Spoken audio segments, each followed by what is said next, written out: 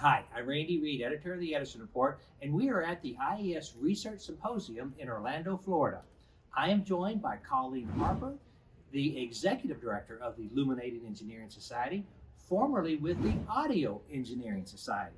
Colleen, welcome. Thank you, Randy. Happy to be here. Well, thank you for sitting down with me. Sure. And tell me a little bit about your experience in the audio world and your nonprofit experience. Sure. So as you mentioned, I just came from the Audio Engineering Society, and I served as executive director there for 3 years. I joined in 2019, and so got a little bit, I got a year under my feet, had a lot of plans going forward, and then COVID hit. And so we were in a situation where we had to pivot and do things differently than the organization had done for a long time.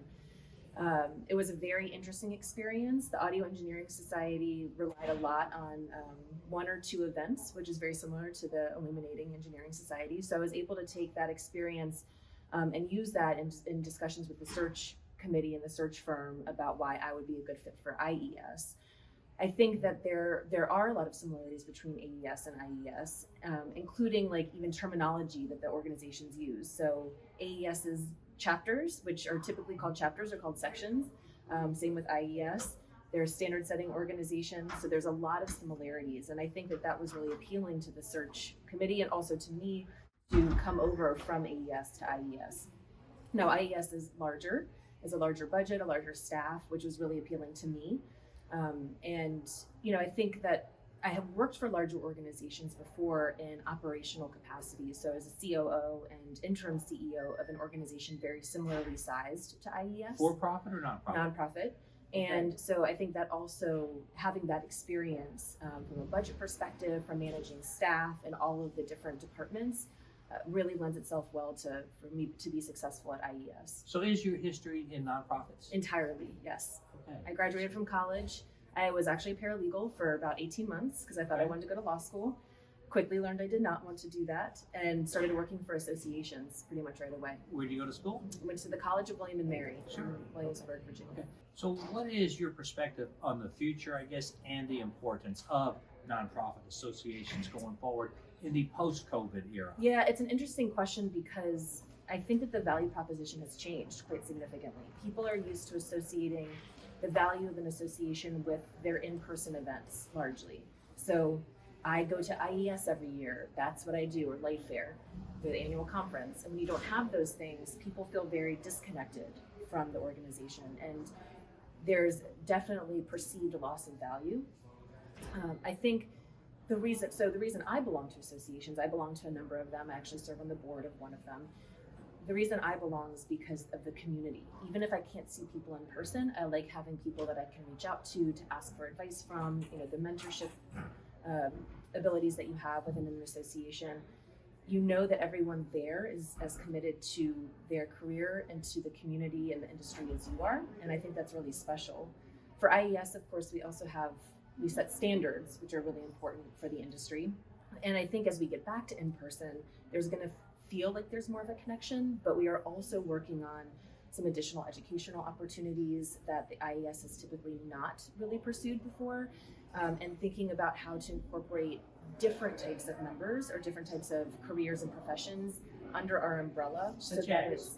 So a lot of the data. So here at the Research Symposium, we were talking about machine learning, AI, AR, and VR. So people who are in those industries, we feel like, and our Director of Education, Brian Musselman, is very passionate about this, incorporating the type of people, the intersection of lighting and other industries as we move forward. Something that is probably very different than what we've done in the past or the people we've tried to get involved in the past, but being more forward thinking so that the organization expands and grows and is more inclusive.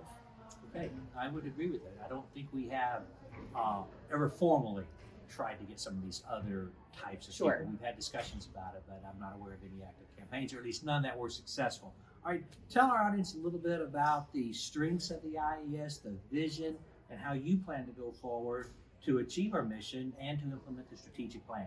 Well, the strengths of the IES, I think, certainly the history of it. It is a very well-respected organization that has some major companies, involved as supporters. We can be fairly nimble. We have an excellent board who cares deeply about the strategic plan and wants to be very involved in setting the direction of the organization.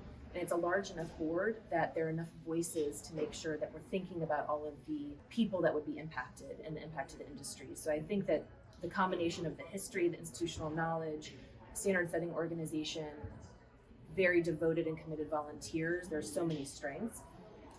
Being able to be nimble will help us as we get out of COVID. So we have Light Fair every year, which is extremely important to us and to the other organizations that are involved. And I think there's an opportunity to think beyond that. Not everyone can attend Light Fair. Not everyone wants to attend Light Fair. So what else can we do to incorporate the people or to include the people and engage the people who are not there on an annual basis? And it's a fine line to include them, but not discourage them from coming in person. Correct. So we certainly want people to come in person, no question. It's the biggest event of the year for us and for the other organizations that are partners in Light Fair. And I think it's people have a great time when they're there. So we definitely want people to attend. So tell our audience a little bit about the society's view and your personal view on diversity, equity, inclusion, and respect. Well, that is such a hot topic, and rightfully so right now for all associations. This is not just a lighting industry topic. All associations are focused on the topics of diversity, equity, and inclusion and respect. I feel very strongly about it. This is the second organization that I've worked for in a row where I believe I'm the first female executive director, and kind of historically known as being more of a male-dominated industry. I think we've done a fairly good job of having women in leadership positions as our presidents. We've done fairly well lately with that, but as far as race goes, we need a lot of help there. Well, I think the concept of diversity, equity, and inclusion is not, you can't boil it down, of course, to any one area. So it can't just be gender, it can't just be race. There's also socioeconomic status, there's language, there's geographic location, there's so many things. And so the IES is very committed to that, and I'm proud to be a face of the organization so that I can represent these efforts as best I can. We have a wonderful committee chair, Peter Hugh, and a wonderful committee they have wonderful ideas and great ideas for how to make very explicit and conspicuous progress on our goals for getting more of those groups involved. Okay, we are returning to in-person events this year. You mentioned Light Fair earlier. What are your thoughts about those in-person events, and how important is it to meet in person? Well, I think it's exceptionally important to meet in person.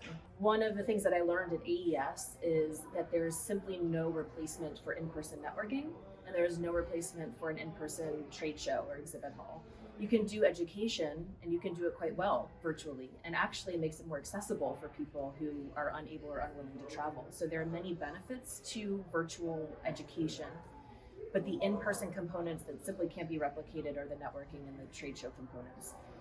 I think it's an opportunity for people to come together and to meet each other and to feel very connected to their colleagues and to the industry at large. I can't predict what the future is going to, or even what this year is going to look like post-COVID. Not that COVID is actually over.